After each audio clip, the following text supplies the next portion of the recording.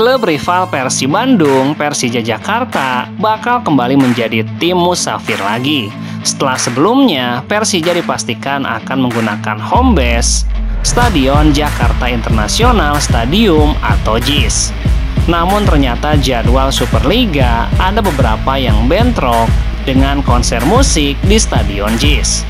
Ini setelah pada bulan September 2025, tepatnya pada tanggal 27 hingga 28 September, digunakan untuk konser K-pop. Praktis Macan Kemayoran kemungkinan tidak bisa menggunakan Jakarta International Stadium sebagai home base selama bulan Oktober hingga November. Pasalnya, untuk memelihara rumput diperkirakan bisa memakan waktu maksimal 2 bulan dan minimal 45 hari. Kita ada miss sedikit di bulan September, ada konser K-pop. Kita lagi berjibaku bersama JIS untuk bagaimana caranya cari teknologi untuk rumputnya, ungkap Direktur Persija Muhammad Prapanca. Dari kemarin kan kalau ada konser butuh maintenance 45 hari, kadang-kadang 2 bulan, kadang-kadang lebih dari 2 bulan. Karenanya Persija akan terusir dari JIS bisa sampai hampir 3 bulan. Nah, ini juga Jakpro sedang berdiskusi dengan beberapa vendor untuk mengakselerasi itu. Kita juga bantu Jakpro untuk cari agar bisa bekerja sama tuntasnya.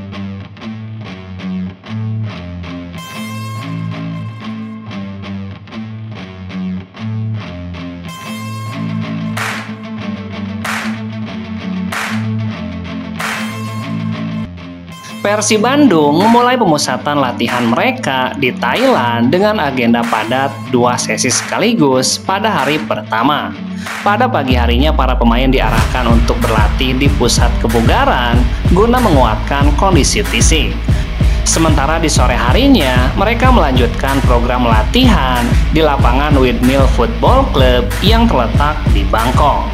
Pelatih kepala Persib Boyan Hodak menegaskan bahwa pemusatan latihan ini merupakan bagian dari persiapan serius menuju kompetisi Liga 1. Ia menyebutkan bahwa selain sesi latihan intensif, tim juga akan melakoni beberapa laga uji coba selama berada di Thailand. Kami sudah bekerja keras dalam hal fisik. Pertama kami fokus pemulihan setelah Piala Presiden, lalu kami fokus ke kebugaran. Sekarang kami butuh memainkan beberapa laga karena banyak pemain baru yang perlu membangun kekompakan. Meski latihan berlangsung dengan semangat tinggi, satu nama baru, Fran Putros, belum terlihat bergabung dalam sesi latihan. Pemain yang memiliki kewarganegaraan Irak itu dikabarkan akan segera menyusul tim dalam waktu dekat.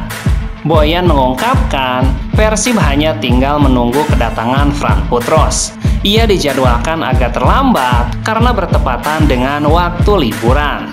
Iya, kita hanya menunggu tiket pesawat Fran Putros. Saya perlu memeriksa kapan dia tiba, tapi masalah hanya karena sekarang waktu libur. Masalah untuk mendapatkan segera tiket penerbangan. Namun, ia akan segera bergabung tuntasnya.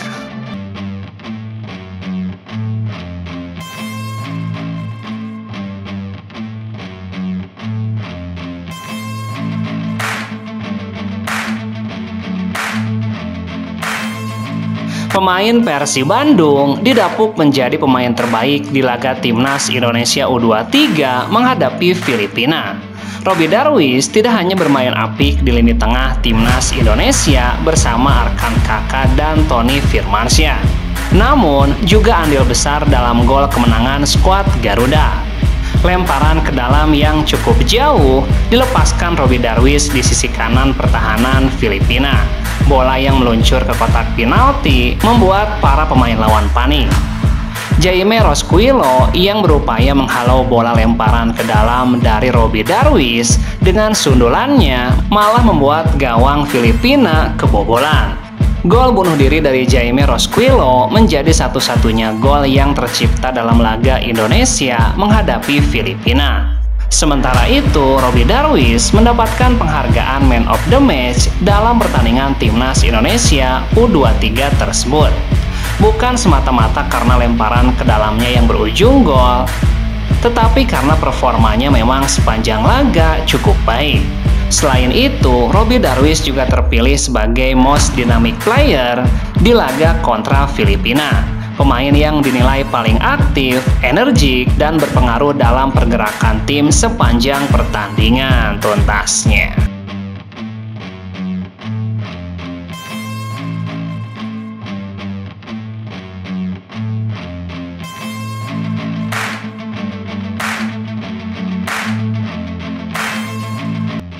Pemain Persib Bandung, Robby Darwish, langsung memberikan peringatan serius untuk rekan-rekannya di Timnas Indonesia jelang menghadapi laga pamungkas melawan Malaysia.